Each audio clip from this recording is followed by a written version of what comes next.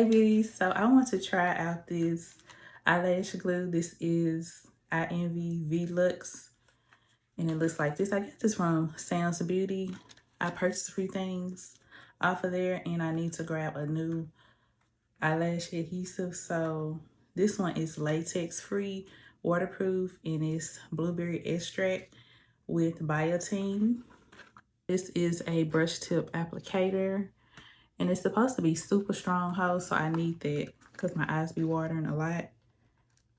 So let's go ahead and open it up.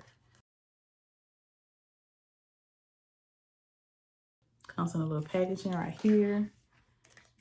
And let's see,